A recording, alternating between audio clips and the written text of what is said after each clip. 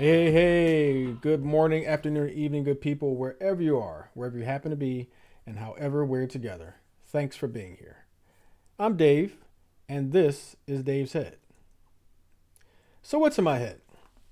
Well, Groundhog's Day has officially arrived. Super Tuesday was last night. I'm actually recording this on Wednesday before this episode drops. Super Tuesday was yesterday, and poor Nikki Haley got slaughtered. I think she managed to win one of those states in the top Northeast, Maine, Vermont, Wisconsin, not Wisconsin, Maine, Vermont, one of them. She won one of those states. But she suspended her campaign today. She was woefully behind, um, clearing the way for Donald J. Trump to be the Republican nominee. And it's already a known fact that Joe Biden will be the incumbent Democratic nominee for the president, which ushers us into the most blah presidential campaign season in history. Now, I know we're in an era of grandiose statements and unprovable absolutes. Just channel any Donald Trump speech and you'll find a bunch of absolutes and grandiose statements that aren't provable. But we're here.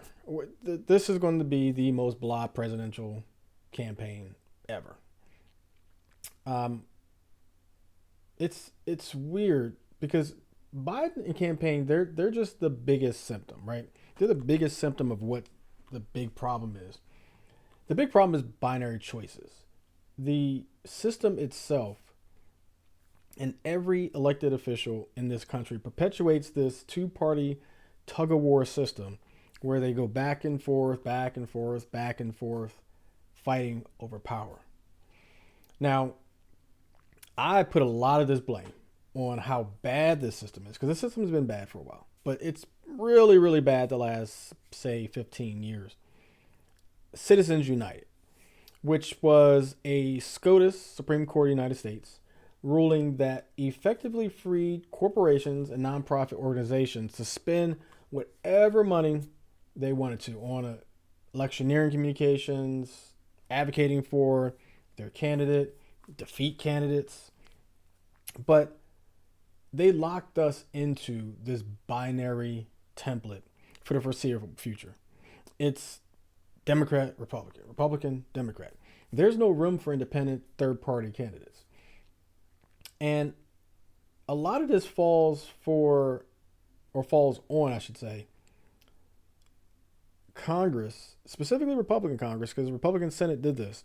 They denied President Obama his duly appointment for a SCOTUS pick, held it on, and Trump made it. And so he basically had to make three SCOTUS picks when he really should have only had maybe one or two. Or at least based by their rules, he should have only maybe had two because going into re-election, they squeezed in another pick.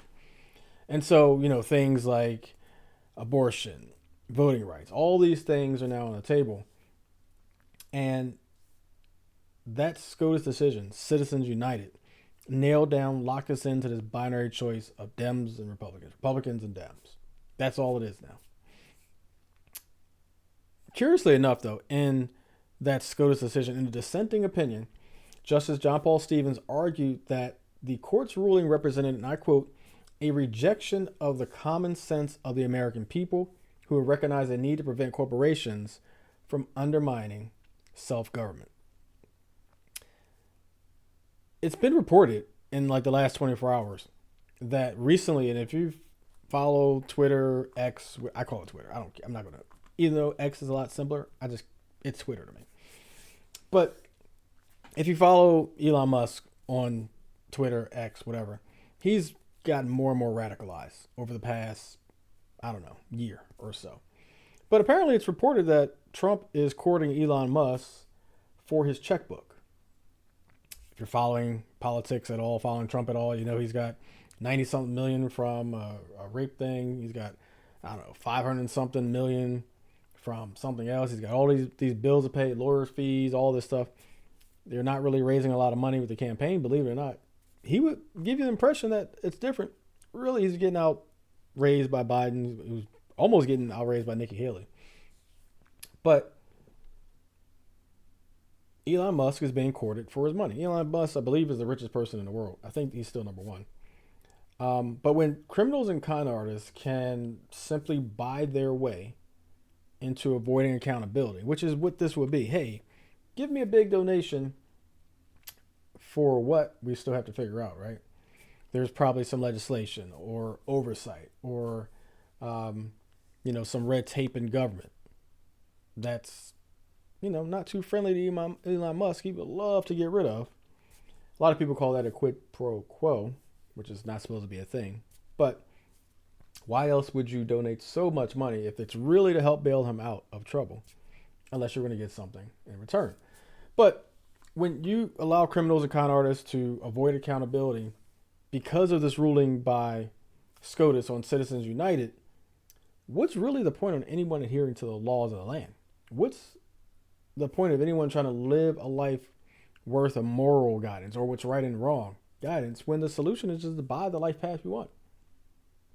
I mean, isn't that the problem? That you can buy the life path you want, that you can say or claim to have a lot of money. And we're recently finding out that Trump really doesn't have as much money as he says. Otherwise, he'd be able to pay this thing to New York to appeal. Never mind. Different topic for different day. But it's been known for a while that there's two different sets of rules, right? There's the haves and the have-nots. What's kind of morphed a little bit is it's more the rich and everybody else. And so this would be a prime example of that case if Trump can simply convince Elon Musk to, hey, give me $500 million, give me $750 million. I'll take this and put it up for that case. I'll pay off this one. And then I'll have all this other money for ads across the country so I can try to get my presidency back and squash all these lawsuits against me. And then I got you on the other side. We'll do some, laws to kind of make it easier for Tesla or make it easier for you. And that just is okay to people. That's what really boggles my mind. That's perfectly okay to people. Makes no sense to me. I don't understand. And I had a conversation. I had a couple conversations actually. One actually about 20 minutes ago, and the other day, about how no matter what, we're at the point, I think, no matter what Trump does, the cult following, I call them maggots, but the cult following of Trump is not going to relent. He literally could try to assassinate Biden. He could take a gun, walk down the middle of whatever that Presidential Boulevard or whatever the name of the street is around the White House, fire a couple bullets at the White House, and people will still vote for him. He might actually get some votes for doing that. That's how loony we are at this point. It's just nuts. The next thing that's on my mind is every single morning, I get up and try to work out. I try to keep in shape, you see, if you're watching on YouTube or Spotify, got a little muscle. But I try to work out before the start of my day. I try to get it out first because two reasons. One, it gets me out of bed. It gets me working out. It gets me engine revving and all that stuff, right? The other thing, when you do certain types of training or interval training, you actually continue to burn calories way after you stop working out. So it really gets me fired up inside, burning calories and all that stuff. It's a habit that I really, really leaned in on, I should say, during COVID. Now, during COVID, it was an easy motivator. Easy motivator. Staying healthy, staying busy, staying active, not turning into Tom Hanks from Castaway and talking to a soccer ball. Although I talked to myself an awful lot during COVID. But it was an easy motivator during COVID. And as we got past COVID, as we got back into the world, into our normal routines and all that stuff, and we don't have to isolate anymore, things get a little bit more harder, right? To do that morning workout. I want to sleep a little longer, that type of stuff. But if you also look at too, life is lifing, right? Life is moving back to 100% of what it was before, and even more with responsibilities, tasks, organizations, partnerships, travel, all this stuff, relationships. All these things pull us in many, many different directions. And so the decision to rest or to work out or do this or do that every single day seems more and more in your face than ever. Routines, patterns, building up consistency, being committed to it. All those things are a challenge every day. They say 21 days makes a habit, right? I think that's true, probably. I'm sure people a lot smarter than me have established that number for a reason. But I also know that I worked out 40 days straight. And then I took a week off and it was hard to get back to. And so I think it's more so about keeping that engine constantly going, feeling empowered by the things that you do and continuing that feeling that kind of keeps that motivation going. But maybe it's me, maybe motivation to stay locked in seems more and more difficult, especially with what's going on in this country. And a thought that I share with a lot of people that a day spent on an island anywhere detached from the stench of what's happening in this country is a good day, which is why I travel as much as I can. Travel season approaches. And so that makes things a little bit more difficult. So your environment, your thoughts, your mental, if you're depressed, if you're down, if you're sad, if you're going through things, getting up in the morning makes those things a little bit more difficult some days. Being overworked or overcommitted. There are people out there who are nodding and give me the eyes again. It's okay. I'm working on a lot of these things. But also motivation for me is quote unquote dad bod avoidance, which I get reassurance all the time. And I get it. People are like, you look fine. You're in great shape. You know, you're your harshest critic. I say this all the time. I am my harshest critic. But it's also about life extension. It's about vanity. It's about overall strength. If you want to take it back to, being at the top of the food chain and being able to defend yourself, being in physical shape allows these things to happen.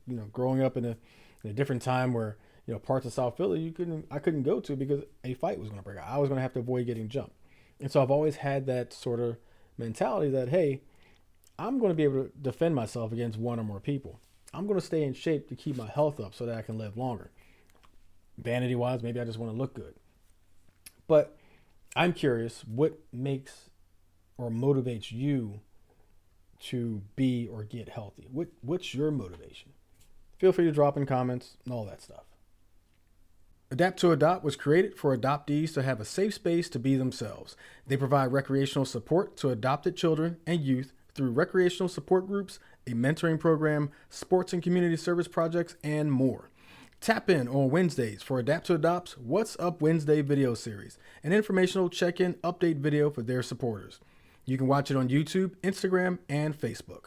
For more information, visit their website at www.adapttoadopt.org. Lastly, and this is more of a curiosity, it's allergy season. Almost. It's approaching. It's one of my least favorite times of the year. Recently, since I turned 35 and apparently a switch flipped in my body that gave me allergies, but the bane in my existence is approaching. It's at some point in the next month or two, probably month, I will literally be put on my ass for 2 days. I will not want to get off the couch. I will feel like crap because my body will short circuit because of pollen or grass or ragweed or dust or something evil happens. I don't know. And it's been this way almost every year since I hit 35. Now, it's been suggested to me that I start taking allergy meds now. We are beginning of March. I should start taking them daily now or doing the sprays daily now before the first buds even happen. And so, or it's been suggested to me as well that I don't do any meds at all and that I do like a neti pot and flush out my nose daily starting now. I've always been the minimum medicine type of person, allowing my body to fend things off naturally as much as possible, avoiding antibiotics, avoiding all that stuff. For the most part, I've kept to that. There are times when I just I need antibiotics or I need this to get through what I'm going through. But this allergy thing, it really kicks my ass. I'm not even lying, for 2 days, I am the worst patient in the world. I barely want to eat. I don't want to move. I'm probably extremely cranky, at least for me anyway. It feels cranky. And I feel like hot, burnt crap, like just a mess. And so after, it's funny how after I get through that second day and then I wake up the third day, it's like nothing ever happened. It's like, oh, hey, this is great. but literally feels like nothing ever happened. But it's just my body reacting to whatever happens. With maybe it's an explosion of buds throwing something in the air or dander. I have no idea. And I've also never been tested for allergies, which is probably something I should do. But again, I'm curious. What do you do? Comment, post, email me, inbox me. Doesn't matter. I'm just curious. What do people do? Now, granted, I get it. I 100% get it. Every single person out there is different. True. 100% true. But if there are things that work, I like to know about it. And so if you have something that works, maybe it's medicine. Maybe you've tried something that you're not getting allergies at all because I do this. I take medicine. Cool. Let me know about that too. I'm just very, very curious. There's a lot of you out there who listen to or watch this podcast. So I'm just curious, what's your solution or remedy or pre allergy? Maybe you do something way, way earlier after the turn of the new year that just keeps you from getting severe symptoms of your allergies. Let me know. Drop it in comments, post about it, shoot me an email, inbox me. I will take any and all thoughts because I'm just curious. That's what's in my head.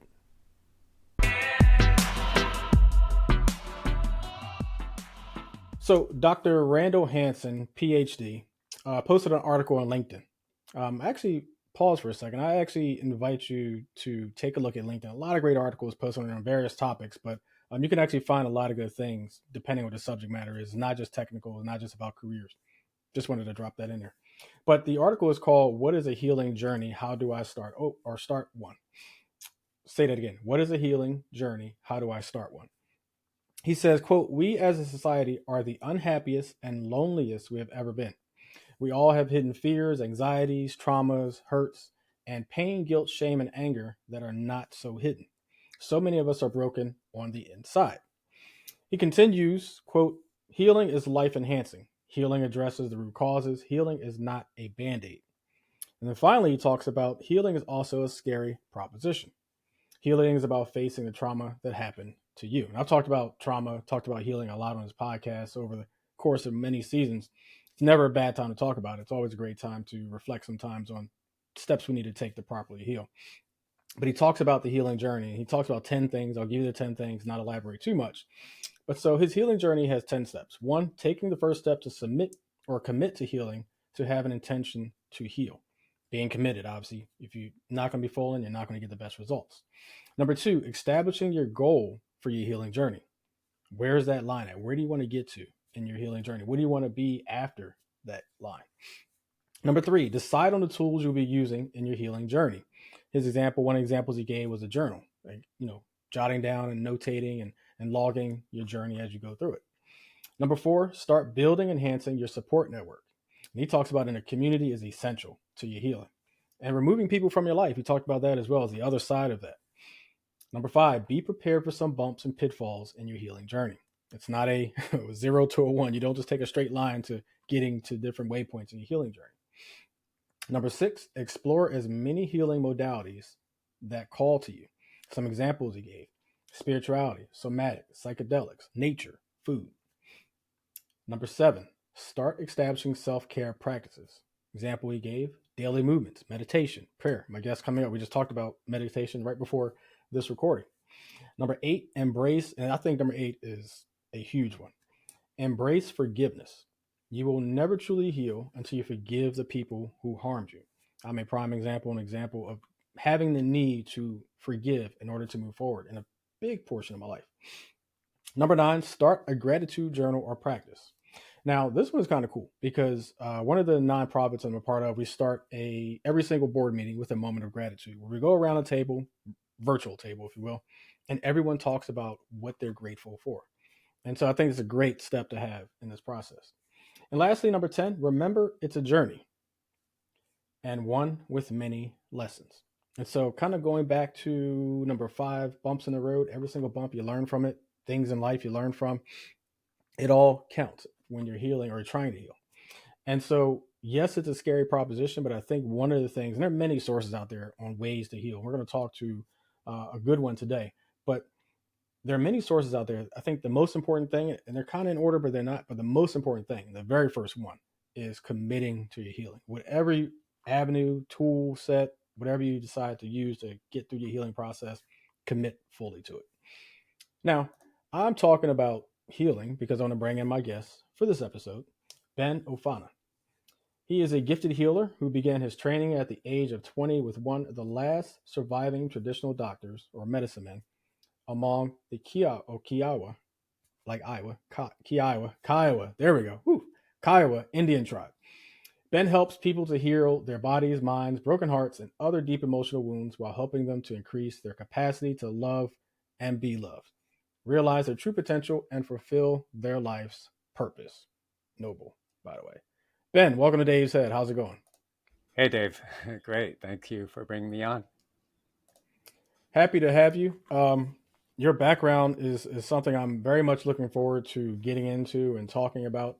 But as always, with my guests, I like to have them introduce themselves in their own words. So if you could take a moment, tell the people who you are, what you do, and what you're about. Sure. Just from a very young age, I was powerfully drawn to Native Americans and peoples of other indigenous cultures. I just felt something was lacking in our modern, mainstream, fast paced world. And seeing people get up and go to school and work, and it's like, there's got to be something more than this. And so I ended up taking off on my own at 17, landed in a community of predominantly Kiowa Indians. I was actually headed to Arizona. My car died in Oklahoma, but resonated powerfully with the Kiowa people and started going into the peyote meetings where I met my mentor, Horace Dolkai, who's one of the last surviving traditional doctors.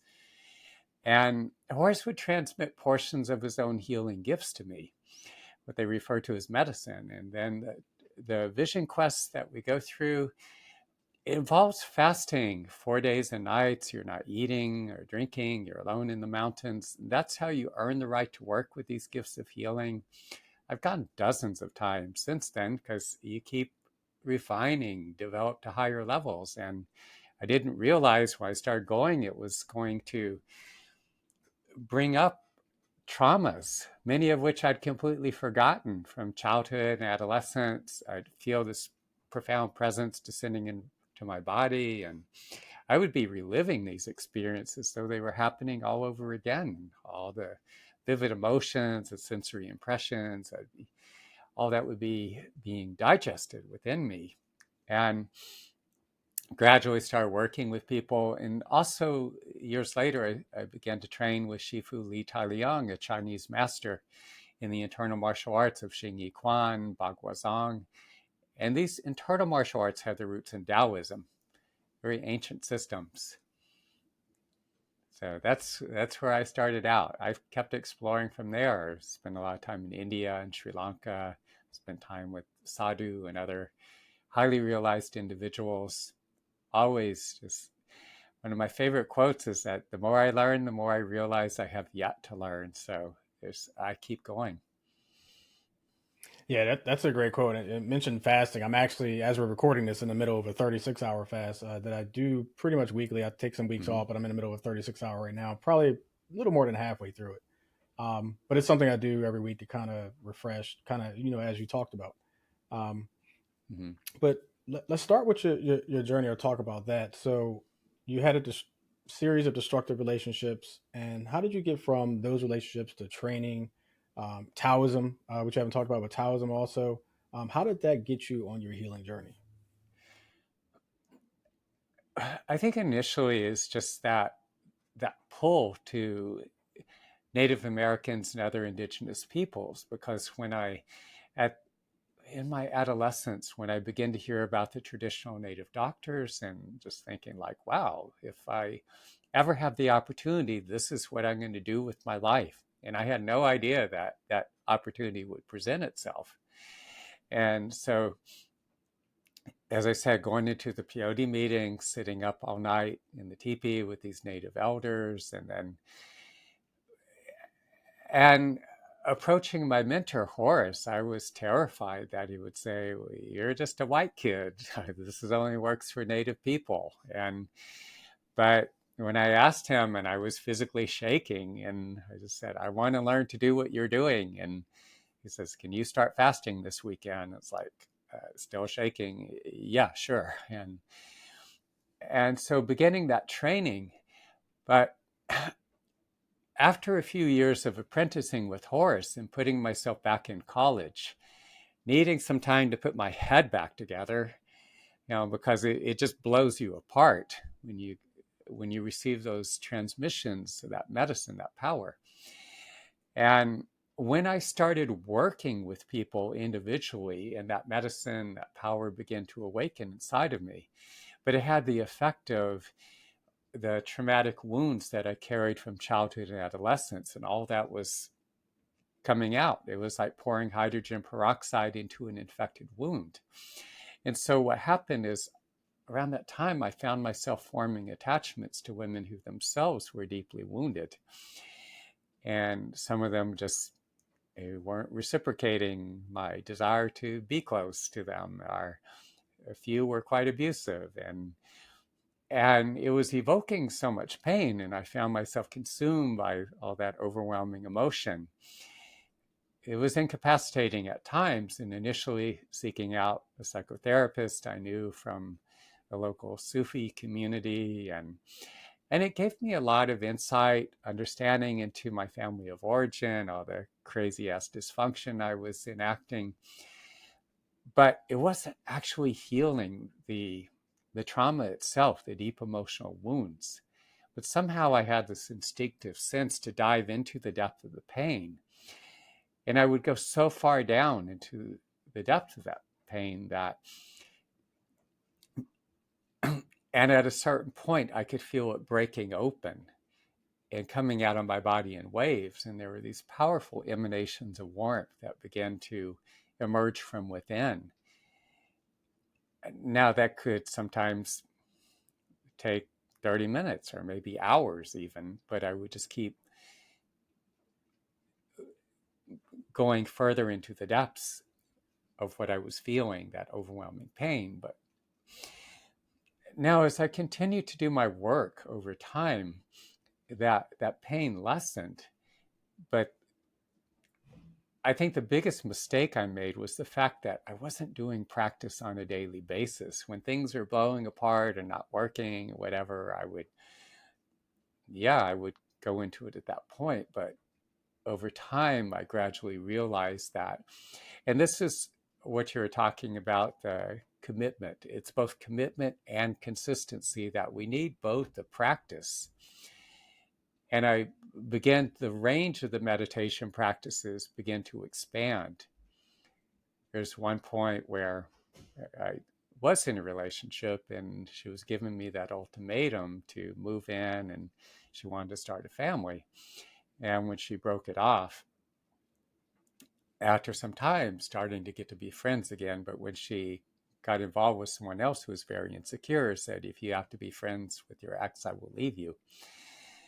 And when she completely disengaged, cut off, I just felt this profound deadness in my chest cavity. And so night after night, driving from Santa Fe back to Albuquerque, and I would just focus in that deadness and be breathing softly and deeply.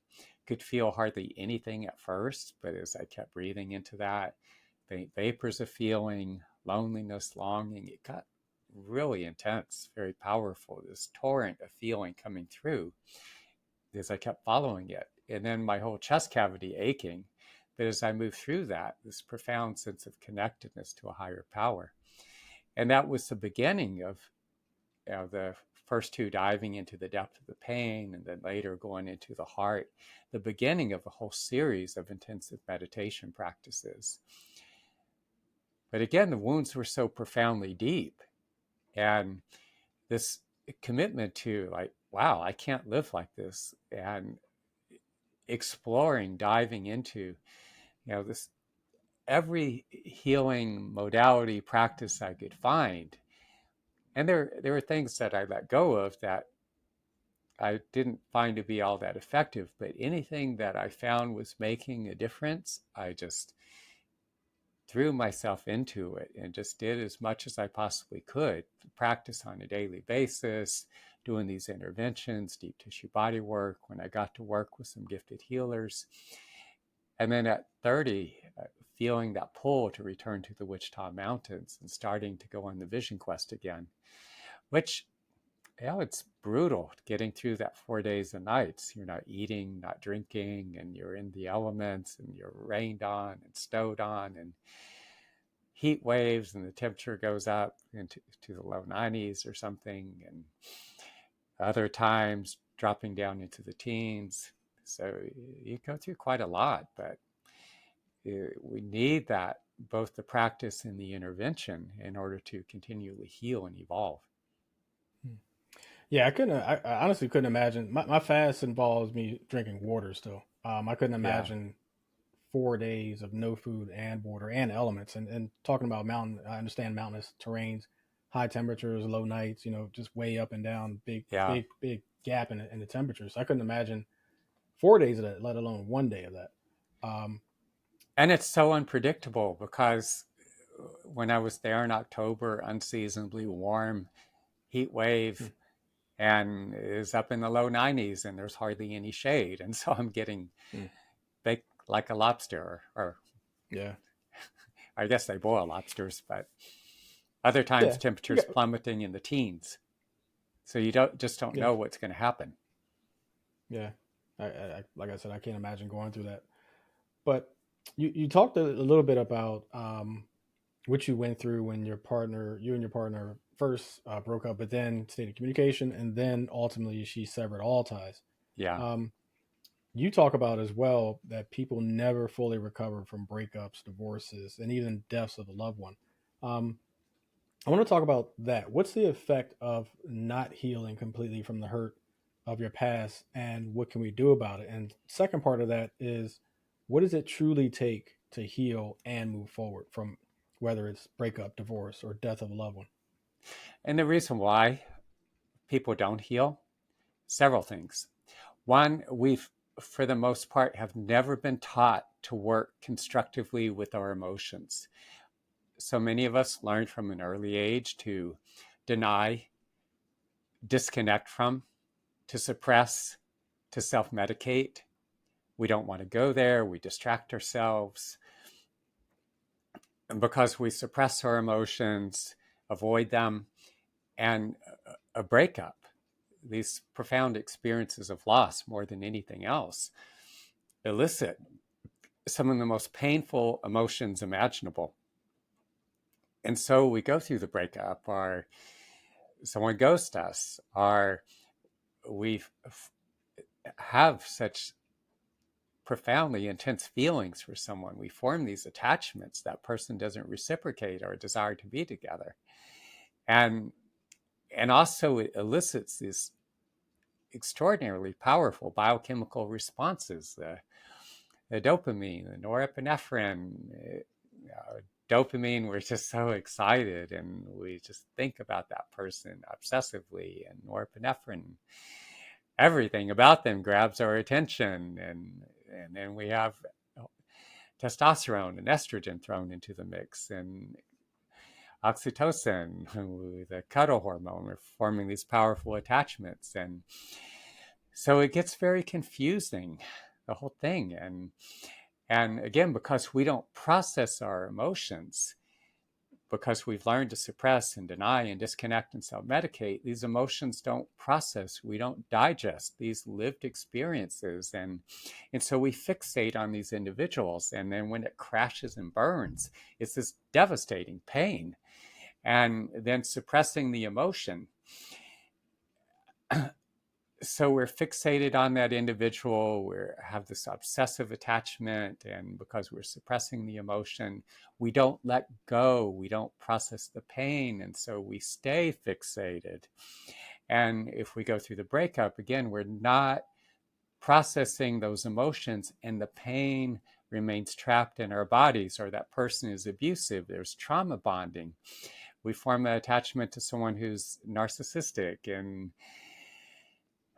just is on a search and destroy mission, and they leave these profoundly deep wounds. And when we suppress the emotion, the pain stays embedded in our bodies, and our subconscious seeking some kind of relief from the suffering, and we form attachments to subsequent individuals who reenact a lot of these abuses. Maybe it's abuses or traumas from our past, our childhood and adolescent.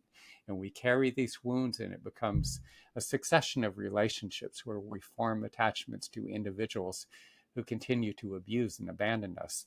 And the more that we suppress or deny or disconnect from our emotions, and the emotions remain trapped in our bodies, it's like there's a deepening of the wound. It's adding to existing wounds. And and so when we don't process our emotions, this wounding carries over. It goes forward into our future, and we reenact it with subsequent partners. And, and a lot of times, again, not processing these emotions, there's a way in which we contract around these deeply hurtful experiences. They become embedded within us, and it diminishes our capacity to love and to be loved. And so there's a building upon the previous wounds, and becomes a big mess for many people. It's just continuation of the suffering. And that's why it's so crucial we need to learn to work constructively with our emotions, to do the deep level processing. We need to be doing practice every day. Again, commitment and consistency. And we need to be making use of the most effective therapeutic interventions to facilitate the healing of these deep emotional wounds. When we do so, it could go either way. It could be a profoundly damaging experience, or we can utilize it as a means to heal and evolve and transform ourselves, depending on what we do with it. Gotcha. And I was while we were talking, I was thinking, I saw a question on social media. I think it was actually earlier today. It might have been yesterday, where someone asked, "What red flags are you attracted to?" And thinking about my past, not my current, but thinking about my past, I used to be attracted to what I call chaos. Mm-hmm. And thankfully, but not thankfully, I had a pretty traumatic experience that kind of got me out of that mode.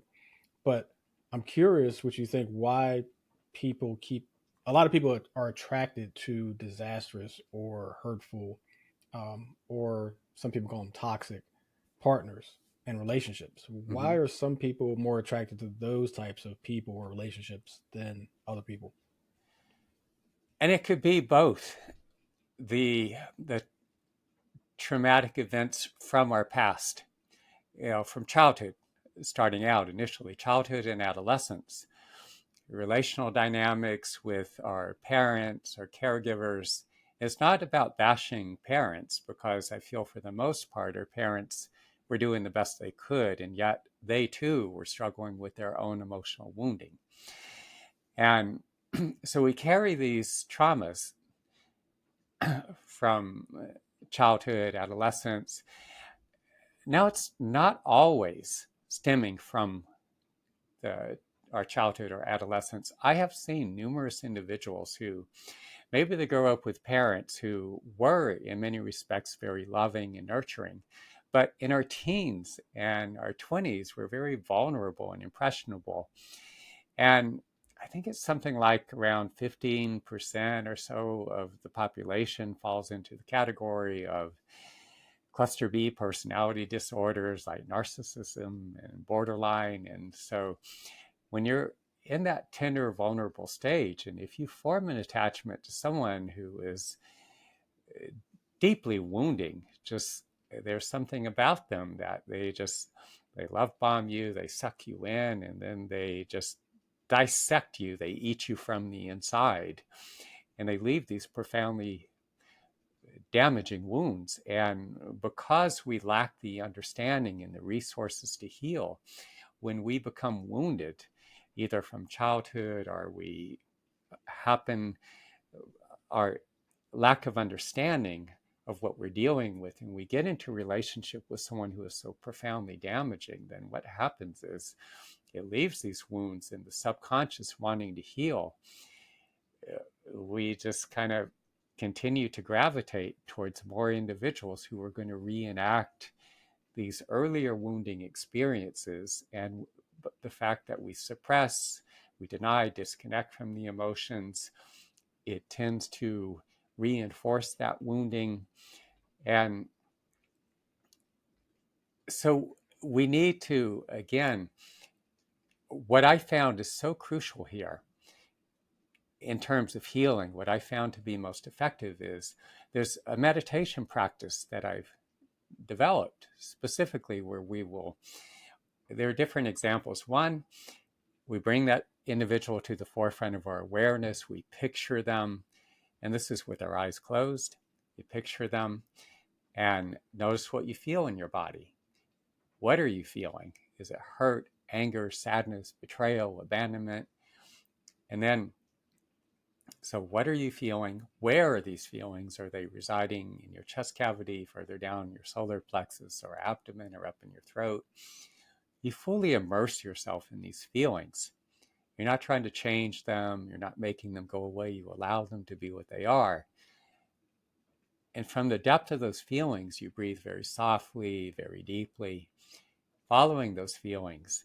And it can take considerable time. It's not some quick 15-minute guided meditation. It's sometimes, maybe if the attachment wasn't that strong, you may resolve it in 15 minutes. But a lot of times I've had to dive into these feelings and continue to dive into their depths for hours, even, and keep breathing.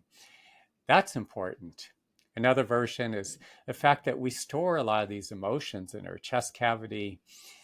For some people, they're further down in the abdomen, and we can immerse ourselves and stay in the chest cavity or abdomen, wherever you find these emotions, and keep breathing.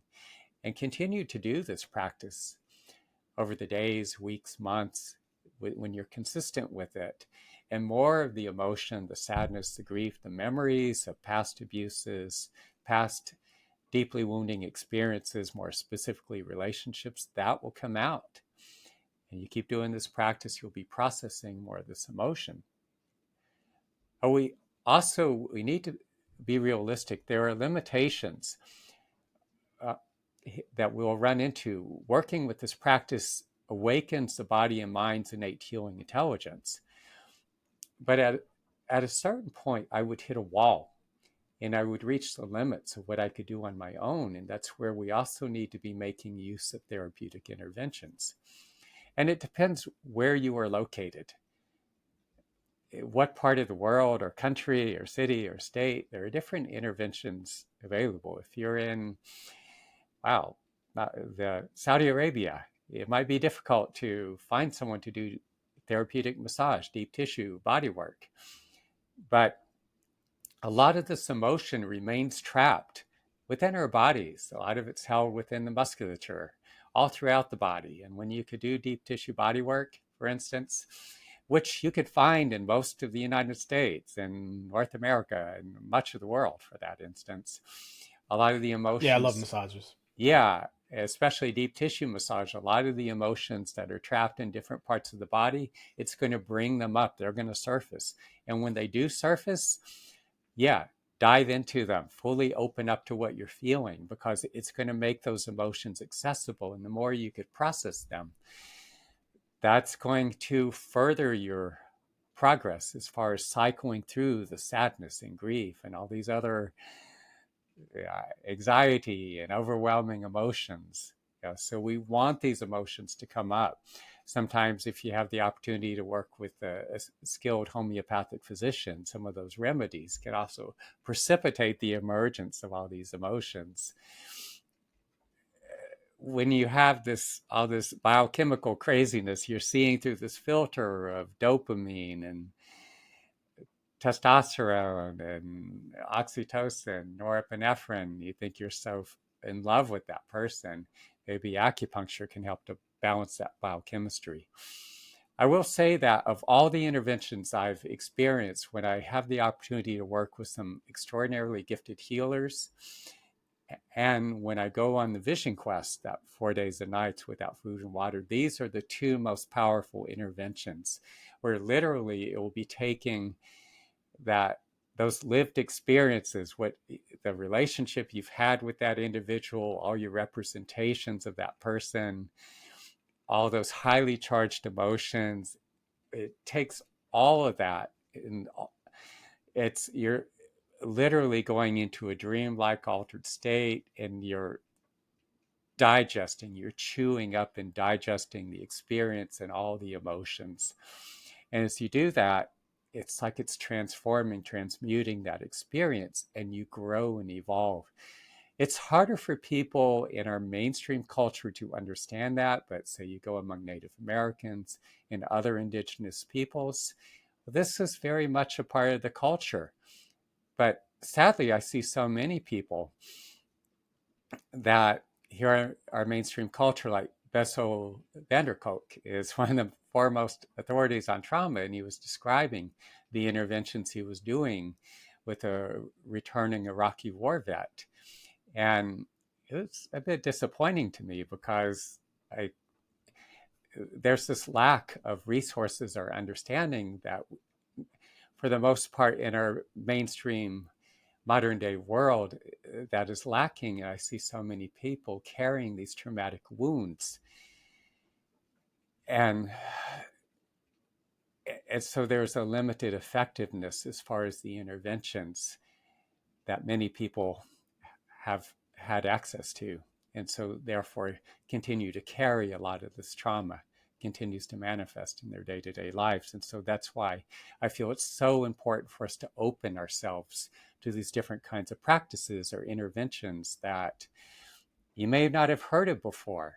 Another example, like in the Hindu Vedic tradition, there's this practice, they had the pujas, but there's a longer, more intensive version called yagyas or yagnas, depending on what part of India. And I've had these performed for me, and where the priest or the pandit would be doing this chanting, and there's this extraordinary power, and I could feel that working within my body. And it would be all these emotions would be surfacing. I'd be processing, digesting those lived experiences. And so we need to be open to these various practices, these interventions that maybe we've never heard of them or even considered them before, that could facilitate healing of trauma and emotional wounding that would not otherwise occur. Yeah. And so, what I'm curious about is, so you talk about transformation, you talk about pain and hurt, Yeah. um, heartache and growth, but to go from a place where you've got heartache, immense heartache, whether it's divorce, loss of a Mm-hmm. relative, to go from that, or it could be childhood trauma, um, and to go from that to where you're in a place where your heart is actually bigger, more receptive to love. Mm-hmm. That's truly to me the widest gap or the biggest impact of healing, right? To go from a place that's extremely negative, extremely painful, extremely hurtful, to a place where not only are you capable of receiving love in a big way, but you're able to receive love in a big way. How do you go from that huge negative to transforming to that huge positive? I think a big part of it, and this is a mistake I learned that I was doing, are making, and so many other people are making, is that we resist the pain. We resist our authentic feeling, emotional responses. We there are times in the past where I wanted so much to be with someone, and I would desperately be trying to make that relationship work, reaching out, trying to communicate, trying to convince her, whatever. And it's a resistance to what is actually happening and my own authentic emotional responses, like what I was truly feeling in response to just what wasn't working in my life. And the more that I could fully open up to say, okay, this is what's happening, acknowledge the reality of what is actually occurring.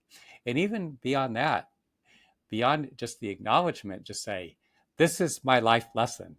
This is what I, I'm here to learn, to embrace it, even though we don't like it. You may hate the experience, but say, well, this is my lesson to learn.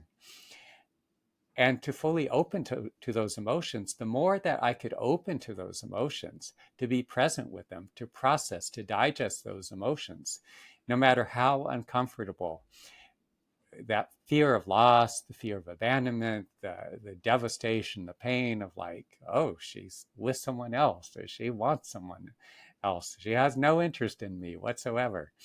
And the more that I could open up to that, those feelings, and descend into their depths and fully feel them, and not just feel them, to be breathing softly and deeply and follow the feelings, to thoroughly digest them. And again, make use of the interventions to help enable me to facilitate the healing I couldn't do on my own. The more I did that, it just increased my capacity. So I became that much more present. It made it so much easier. Oh, before the attachment was so strong and so powerful. It's just this delusion. And that's the thing. Many of us are, we're caught up in this delusion where we think we're so in love, or I'll never love anyone like that. There's nobody that's that special. And it's just, yeah, our mind is just, we're hallucinating these things. Actually, as much as we want to believe we have the soul connection, it's hallucination, biochemical hallucination. And the more that I could go into the pain and digest it using the practice I described, and sometimes I would also use Qigong practices. This comes from the Taoist lineage, what I learned from the Chinese master. And then using these interventions, again, the body work, the sometimes sensory deprivation flotation tanks, that can, when you go into that stillness and darkness, all kinds of emotion can come up. And as you work with the practice, you're breathing into it, processing these emotions. Sensory deprivation flotation tanks is another helpful intervention you could utilize, very valuable. Doing the healing sessions, the vision quest, all these things, the more you digest the lived experiences, digest the emotions, then the sadness, the grief, the hurt, anxiety, the fears of abandonment, whatever loss or suffering, you digest it, it becomes fuel for growth. And if we don't digest it, it's going to stay trapped in our bodies. It forms armoring. I see it in people's bodies. I look and I feel into people's bodies, and there's numbing, there's deadening, there's contraction. That's what happens when we suppress and deny. We self medicate with alcohol and other recreational drugs, or we go on pharmaceuticals. We're overwhelmed with the pain because we never learned to work with our emotions. So we rely on antidepressants, anti-anxiety disorders. There are some people, maybe meds may be the best option. Work with people with psychotic disorders that could be a danger to themselves and others. Okay, maybe there are some exceptions, but so many people rely on the meds because they just haven't learned to work with their emotions.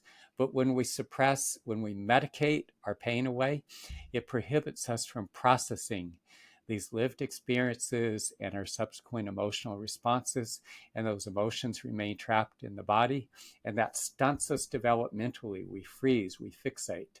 So we have to be able to, very crucial, we have to be able to digest our lived experiences and our subsequent cognitive and emotional responses. As we do so, then those experiences and our emotions, the pain, the hurt, the fear, and anxiety, it's transformed. It becomes fuel for our continued growth.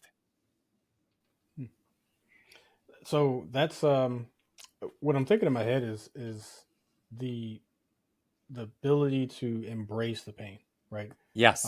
You started off by talking about resisting the pain, and if you pull in a rope and it's pulling the other way, you're going to burn your hand. All the different analogies you can come up with, as opposed to just letting the rope go or releasing the tension on it. Yeah. And so I can see where constantly fighting the pain, fighting the memories instead of embracing them can be detrimental to your physical psyche, your mental psyche, sleep, all those types of symptoms that can pop up. And so I appreciate that because I think it's important for us to not really go through things. We don't have to go through things, but if we do, to be able to embrace, learn from what we went through, and hopefully see signs or make better choices, whether in other people or ourselves. Um, that allow us to not experience that again. But if we do, that we have the tools and the tool chest to be able to deal with it and continue to move forward. Right. Um, Before we move on to the next segment, I want to talk about your ebook really quickly and get you to talk about that, the essentials of getting over your breakup and moving on. I imagine it has a lot of these principles in it, but talk about what you want the audience to gain from that book and the things that they can learn. I give a lot of the basics as far as like when people are going through breakup or divorce, if they're ghosted, if someone's stringing them along, if they were subjected to narcissistic abuse or just whatever kind of heartrending drama they're in the midst of. I share the basics of the practice and the interventions where you could start working your way through that. You could heal those deep emotional wounds. So, yeah, if you just go to gettingoveryourbreakup.com, you could download that free ebook. There's also, I should add in, I'm thinking that a lot of people are chronically alone and they're struggling with the craziness of trying to find the love and it eludes them. And the fact that people are relying on these dating apps, which I feel is really tragic in many ways, that it's reflective of how disconnected we have become, disconnected from one another. But much of that disconnect is because we're so disconnected from parts of ourselves.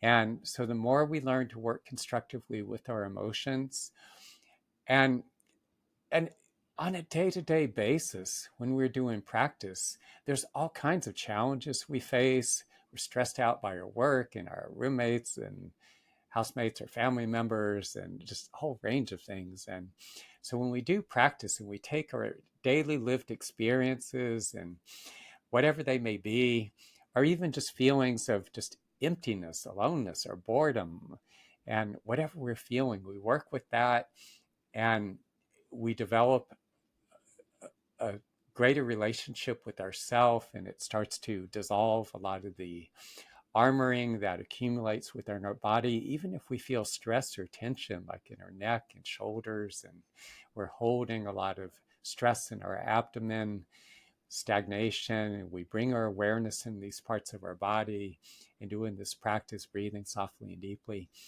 and you become more intimate with yourself, develop a more intimate relationship. And as you do that and you develop this connectedness with yourself, then that starts to bridge that gap between yourself and other people. But we also need to show up more present in our day-to-day lives. And I feel it's so important that we make eye contact, we smile, we make an effort to engage in conversation, and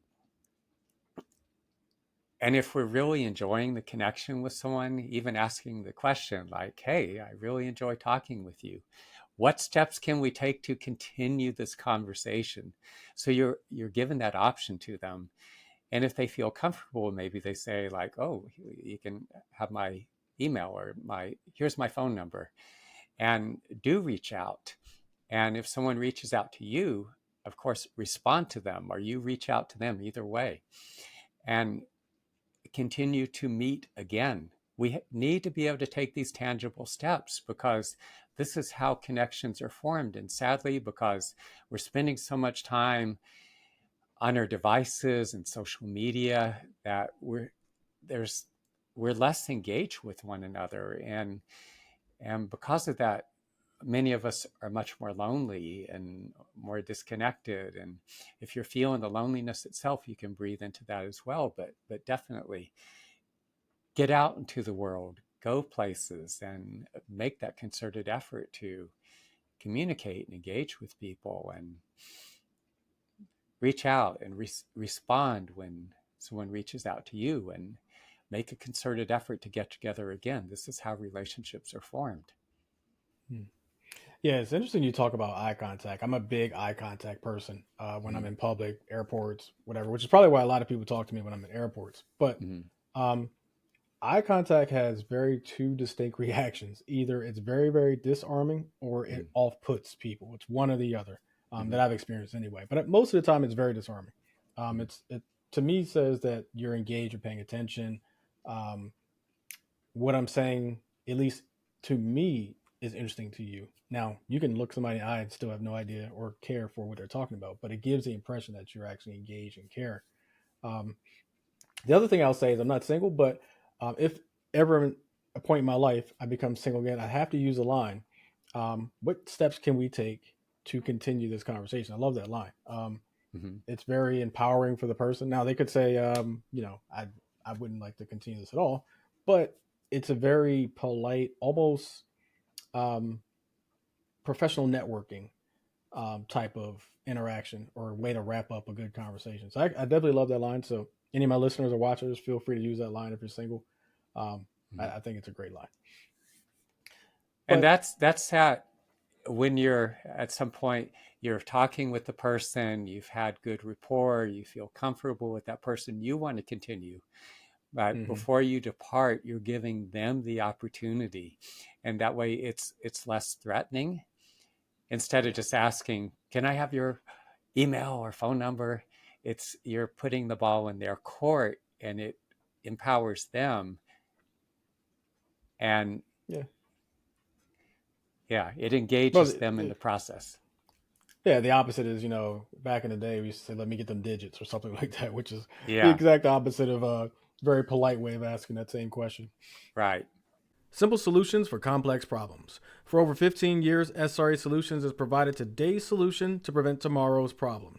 SRE Solutions will provide you effective, efficient, robust, and reliable business intelligence, application and website design, wired and wireless network installation, PC support services, and much, much more.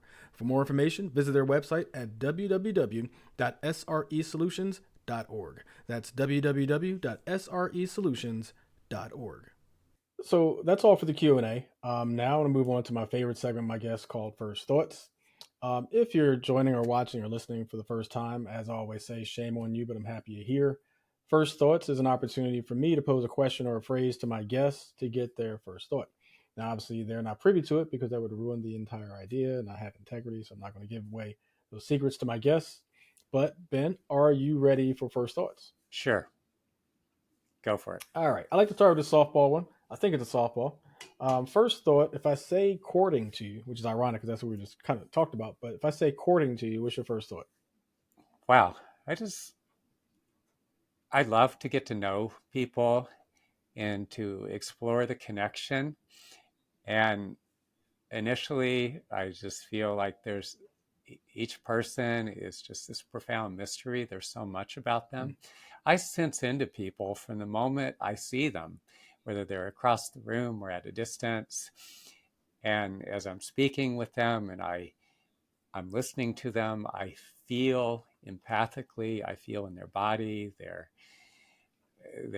all kinds of things, their intellectual capacity, their emotional intelligence, their depth, their sincerity. But there's this desire to learn and to understand more. And so I think curiosity is so important. I think a lot of people lack that. But so what I'd advise is to get curious about people that you're getting to know, and also keep yourself open, because you never know. You could be see someone, you could be on the subway in New York City, and the person that happens to be sitting next to you are standing next to you, or maybe someone behind or in front of you in line in checkout when you're in the supermarket. Could be the best match you would ever encounter in your entire life, or it could be Mm-hmm. turn out to be a dear friend.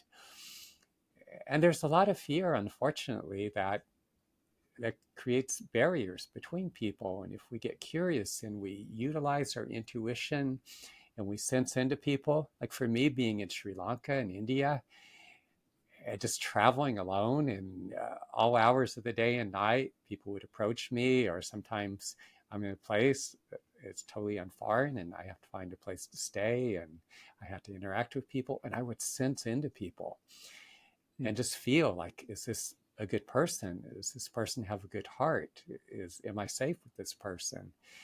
And at times people would take me into their homes. And so develop your intuition, feel in your body, and get curious about people to understand them better. And it's like, what is this person about? And what is the potential of this relationship? So Hmm. that's how I operate. I encourage others to do so as well.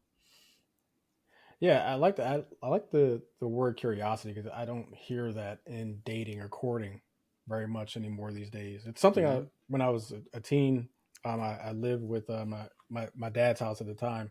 Mm-hmm. Um, took care of about five of my uncles, great uncles, um, and so they kind of gave me the way to approach women, taught me different things, and they talked about curiosity. That was one of the things. Maybe it's an old school term, but that's something I remember from growing up as a teen. Be curious, be curious, be curious. So I it's kind think of cool to say that. I think our use of the digital technology is creating these profound deficits. The fact that we're just not as engaged, there's not as much face-to-face engagement, and just we're we're not developing a lot of the social interpersonal skills. So I encourage people like spend less time on your devices and get out into the world. And this is so crucial for your development. And the fact that all this time on social media, we're stunting our development mentally, emotionally, interpersonally. And you need that. You know, it's like there's a way, well, you see how bees help with the pollination and the Mm-hmm. continuation of these species of plants. And there's ways in which this face-to-face interaction, we nourish each other. And that's not going to happen when you're spending so much time on your devices. So just get out and engage with people. And it's Yeah, more of a struggle because a lot of people, it's foreign to them. So you're going to have to stretch, and it's going to hurt at times because a lot of people are just not used to it. But seek out and find those people who are willing to engage with you. yeah. So next first thought is omnipresent love. What's your first thought? Omnipresent. What exactly does that mean, omnipresent? Because forgive my ignorance. Omnipresent to me is it's always there. So another way to say it, love is always there. Love is always there. I think a lot of our, like, we build up so many layers. Hmm. Most of us do. Emotional wounding, oftentimes carrying over from childhood, the stresses of everyday life. We're just so damn busy, the struggle to survive and what life demands of us now. And and so there are these layers. I wrote an article about, it's called Dissolving the Layers of Emotional Body Armor. And in that, I'm primarily talking about like the chronic muscular tension that we build up. But that's not the only way it shows up. When I work with people, I feel, you think about the stress you experience in a day's time. And most of us say we go to work and the challenges we face, we come home and okay, we're on our devices and we sit down behind our computers or we're watching TV and we're eating and we don't really have any time to process. And so I myself, on a daily basis, I'll do about 2 hours of meditation practice because I recognize the impact of these stresses, daily life challenges, and there's all the historical stuff that we carry from way back. And by doing practice, it's dissolving these layers. And then I get out into the world and I engage with people and I sense ways in which I'm contracted and I'm just not as present. And so I strive to bring myself more into the here and now and open those parts of me where I would be contracted and be open, be vulnerable, be transparent, be revealing, and seek to establish deeper connection and to engage more fully, more honestly. And by doing so, by doing all this practice, I feel there's more of me present.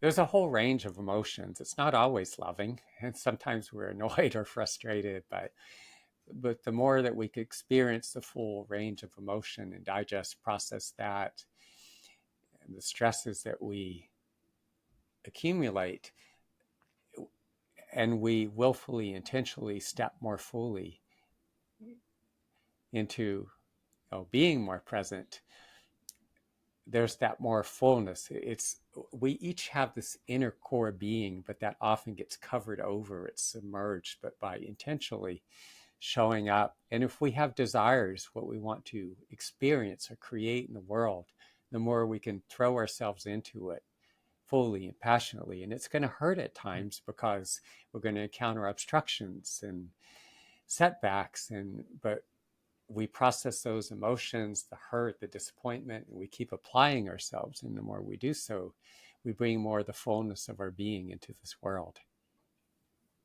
Yeah, gotcha. That makes sense. Yeah. Um, so last first thought is scar tissue. What's your first thought?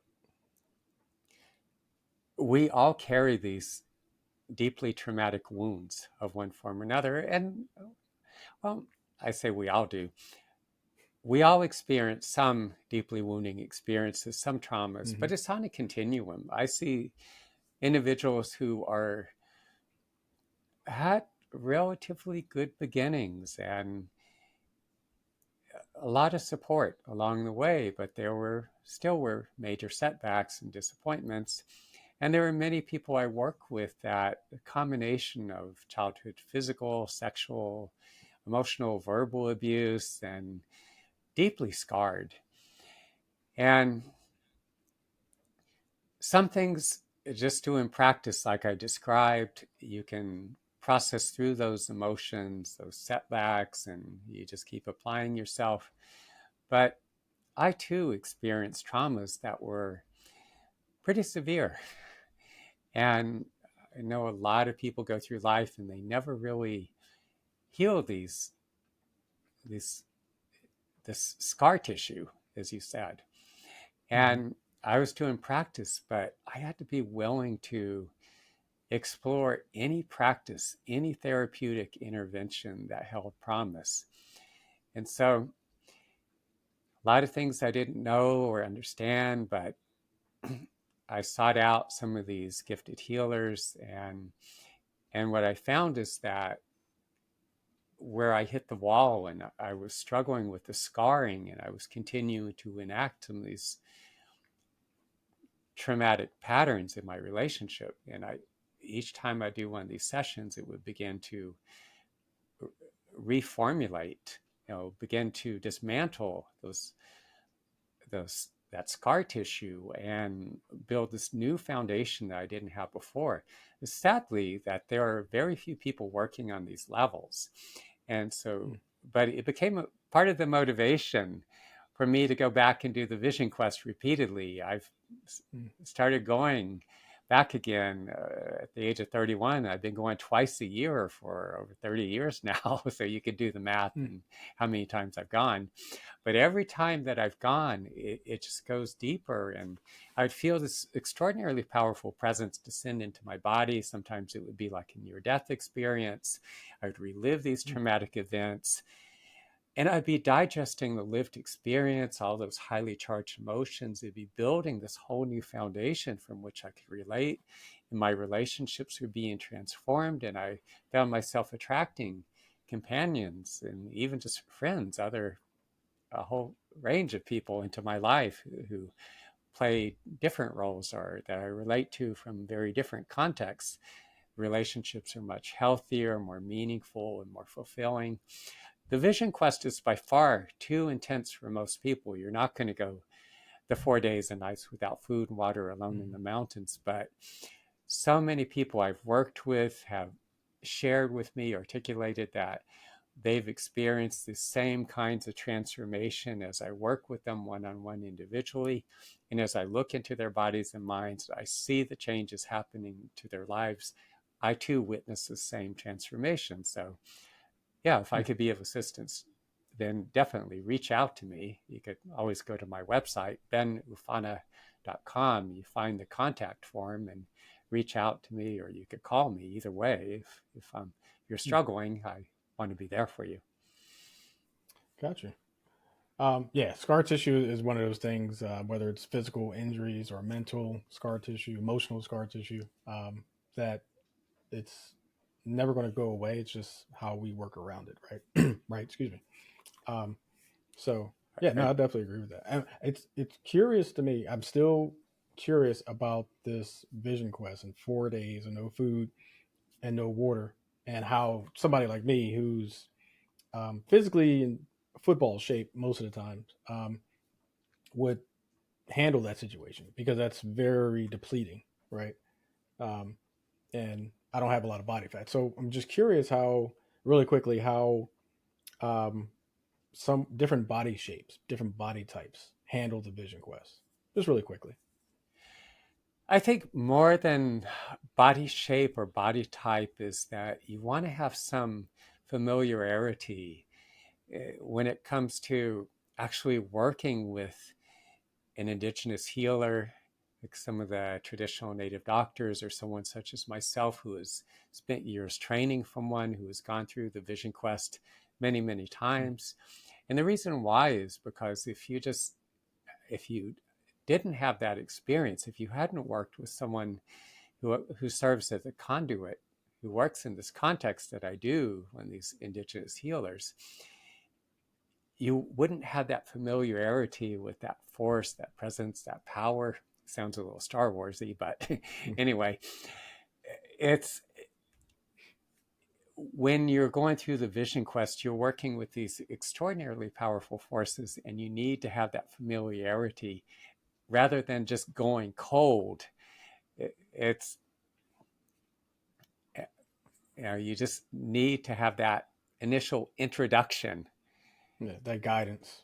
that guidance, Yeah. Hmm. and that paves the way for you to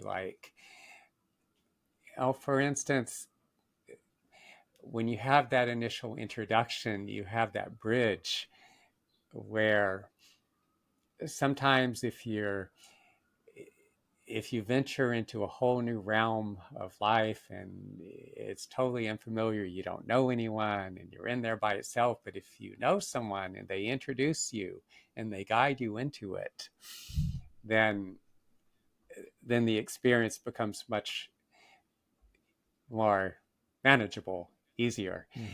And the other thing too is that the power involved. There's a man that I had done sessions for some time, and when he went on the Vision Quest the first time, I think I'd worked with him maybe a year or so, but he goes on the Vision Quest. And this guy is actually, he spent a good part of his childhood, adolescence in Israel. So, completely different cultural background, but here I started working with him. And he goes on the Vision Quest. He's up there those 4 days and nights, and he comes down. He had so much emotion coming out of him with such force. He saw an ex-girlfriend. He was having cold sweats. He was panicking, and he jumped up and ran out of the restaurant because he felt like he was just going to pass out because the Wow. emotion was so overwhelmingly intense. And he walked around the same block 20 times in one day because he was just overwhelmed emotionally.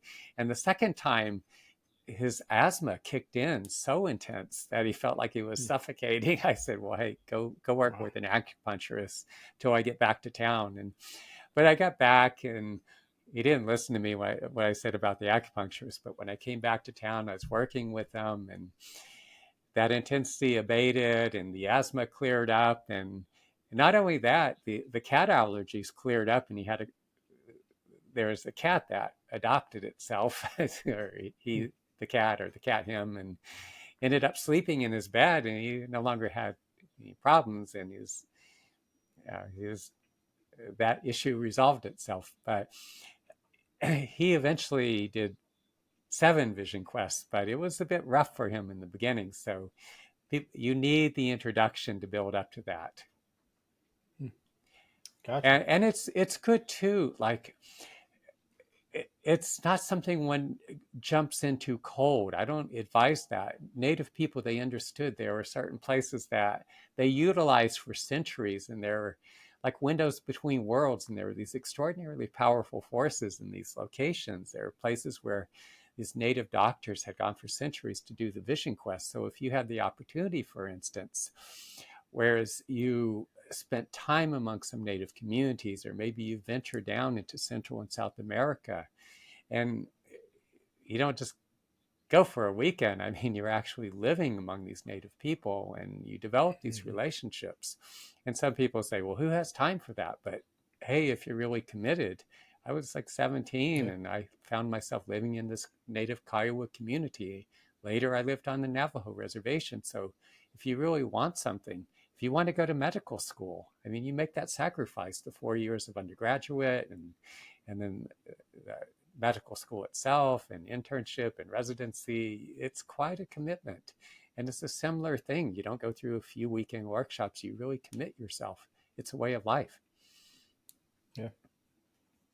So before I let you go, last season I started a special feature of my guests called Teal First Thoughts, where I turn the power of first thoughts over to my guests. It's a brainchild of my TO. It's a nickname, TO, my girlfriend. Uh-huh. Um, and so the idea is that instead of me asking you a first thought, you get to ask me a first thought. So Ben, what first thought do you have for me? Wow. That's where do I go with that even? what is your what is your deepest desire? What do you most value in life? Hmm. What's most important to you? I think high level family, I think deepest desire would be to have children. I have not had children yet or experienced childbirth, not physically experienced childbirth, but the having a son or having a daughter. Mhm. Um, and so that's probably the next biggest goal on my list after marriage, of course. After But marriage. And yeah, does it necessarily have to be a biological child, or just could it be taking in a child? it could be taken in a child. I've said if it's gotten to a certain number of years, or if, after all this time I find out that I can't produce children or whatever in between, I would be 100% open to adoption. One of the things that I encourage people, because, and this may elicit some feelings on some people's part or emotional reaction, but I personally feel that the earth is dangerously overpopulated Hmm. and that we human beings do not know how to live sustainably and that we cannot sustain our lifestyle the way we're living, that we are pushing the earth to a breaking point. And one of my concerns, spending a lot of time in India and Sri Lanka, especially, and in India, and many people, they love their daughters, their girl children. But for instance, there were a lot of much higher instance of female children being abandoned, female infants Hmm. being abandoned. And there are even some instances of female infanticide, which is heartbreaking Hmm. for me. And I prefer female children. If I had a child, I would welcome either. But Hmm. but there are so many children in the world that are of need, and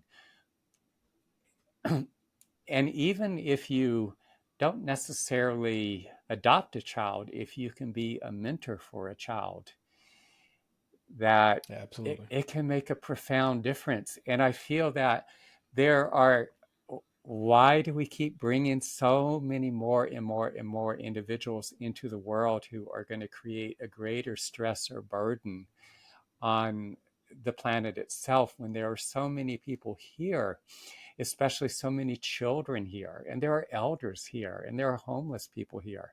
There's so many Hmm. people here who are not being cared for. And so, in the spirit of the bodhisattva, which is, from the Buddhist tradition, that coming from a place of compassion, what can you do to care for those who are already here and not just human Hmm. beings? One of the things that is so profoundly heartbreaking to me is that,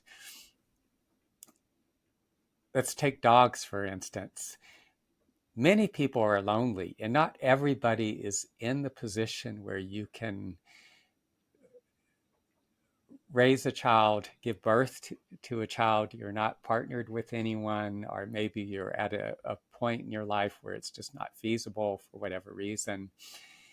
You're not in a place where you could adopt a child. But look, so many people have homes and there's space in your homes, and you have financial resources. And in addition, many of you are lonely. You lack meaningful connections. And consider the fact that dogs in general, can be some of the most loyal and deeply loving companions. It's the closest thing that many of us will ever know to unconditional love. And Hmm. there are thousands, uh, I think there are like literally millions of dogs in shelters.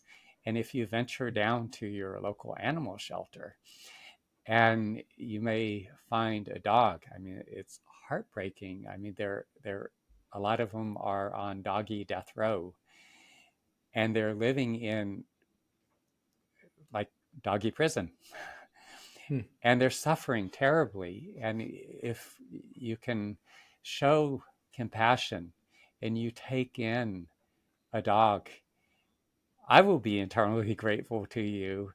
And the dog whose life that you are saving will be grateful to you. And this Hmm. dog is going to love you and share compassion, and is not a tremendous stress upon the environment. But whether you take in an animal companion like a cat or a dog, which I'm more fond of dogs myself, or if sometimes there are challenges with international adoption, there are challenges that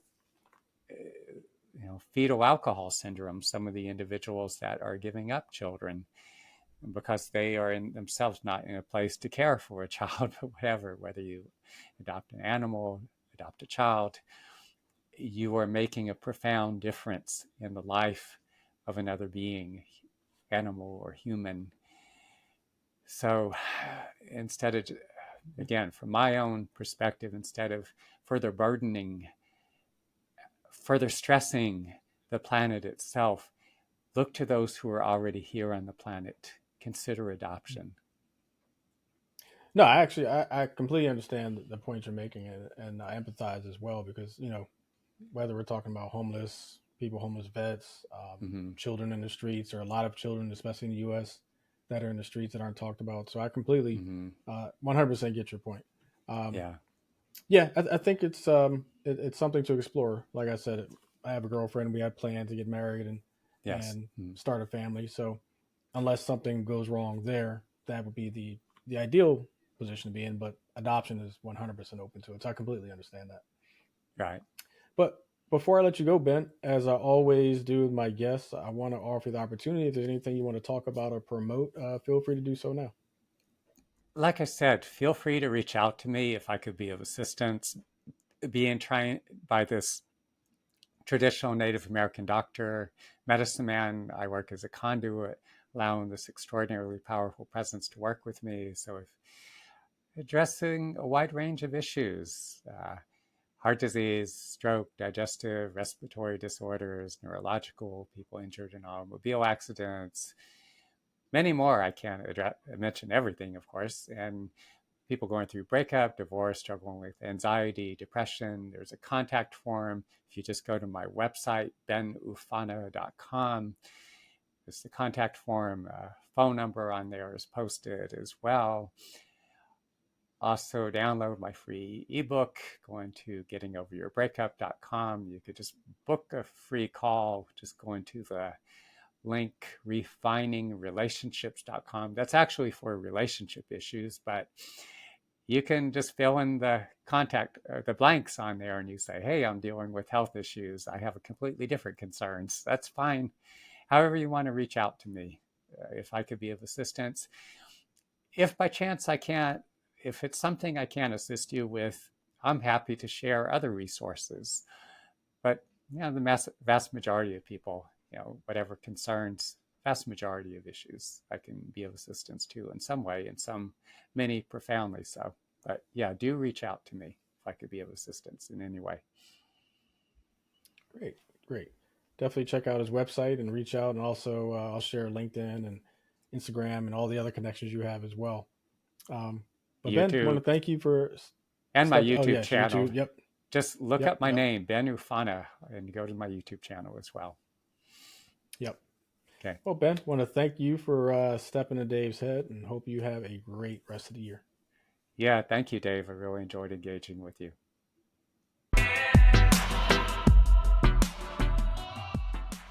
My favorite segment of my podcast is my grin, which stands for great reason to be in love with now. Strategiccoach.com has an article by Dan Sullivan entitled The 5 Key Benefits of Full Focus. Now, excerpt from the book Your Attention, Your Property by Dan Sullivan states, when we're fully attentive, we use our capabilities in the best possible way. At these times, we're at our most skillful, our most strategic, and our most useful.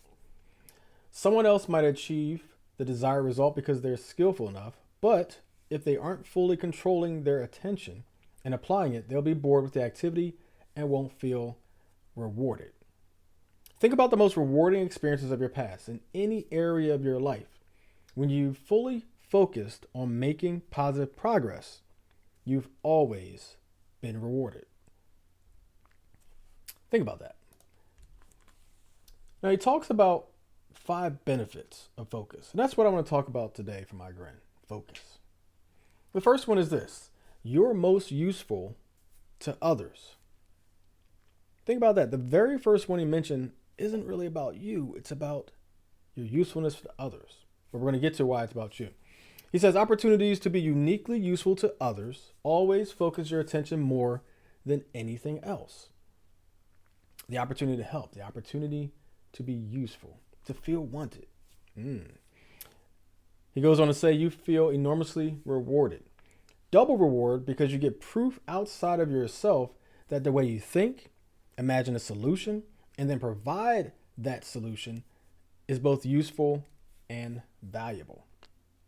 It's the reward factor of being useful. It's a reward factor of seeing a problem, developing a solution, and then implementing it. Very rewarding.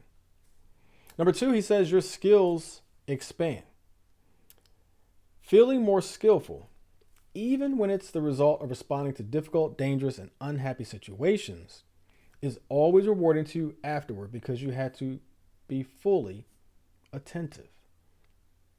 Think about when you had to take something you learned a long time ago, or a skill you developed, or a training you had, or a certification, or a study, or a degree, or whatever, and you saw a problem, regardless of whether it was a positive problem, because there are some positive problems, or a really, really bad negative problem. And you had to utilize your knowledge, your skill, your talent to solve that problem, to resolve the situation, to turn a negative into a positive. It's rewarding for you. And in a way, it kind of validates you know what the hell you're doing because you had to focus. But you were able to because you had the skill. Probably my favorite one. You're clear and calm. I get that all the time. When you're fully attentive, your actions are economical. You don't do too much or too little. 100% understand this one because a lot of times people say you're always calm, you're always level-headed, you're always this demeanor. It is an internal calculation that I've honed over a course of 40 plus years. We're not going to get into exactly how old I am, but 40 plus years. I'm 46. It's not a big deal. But being economic with your energy, being in tune to yourself to know when you're doing too much or not doing enough is a great way to make sure that you aren't wasting yourself. And as a Capricorn, that's a big thing.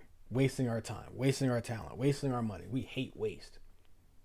Except when it comes to my refrigerator, a whole nother topic. I keep things past expiration dates. So I wind up wasting them. It drives me crazy. I hear my grandmother every time I have to throw some food away. Let's bring it back. Capricorns, we hate wasting things. So being clear and calm, using just enough energy or not enough, or less than we need to, is a very economical thing, an economical way to exist. Giving as much as you're getting is a huge thing, right?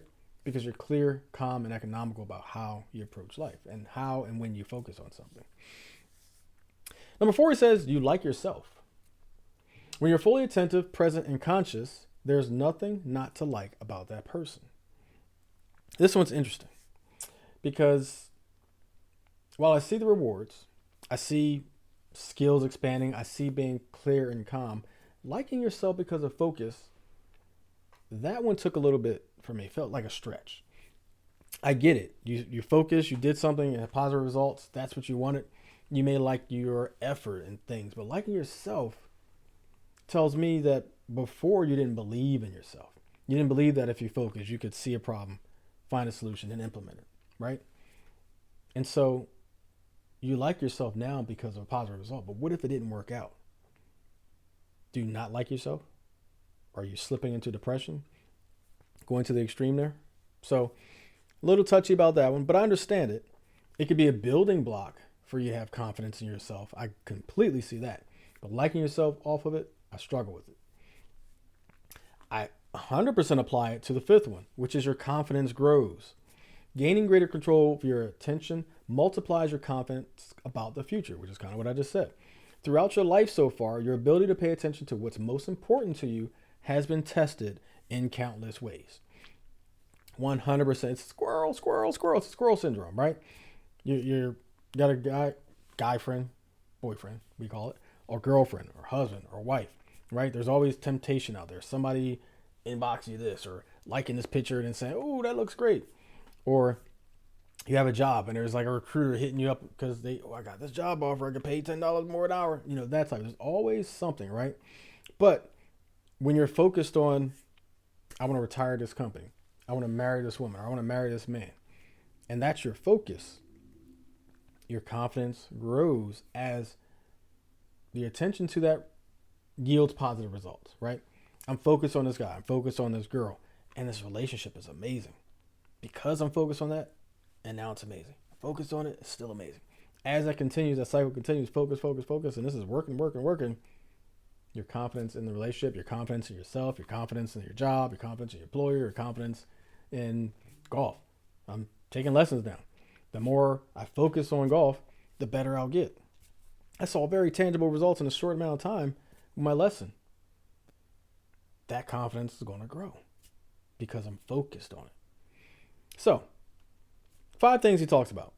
You're most useful to others, your skills expand, you're clear and calm, you like yourself, and your confidence grows.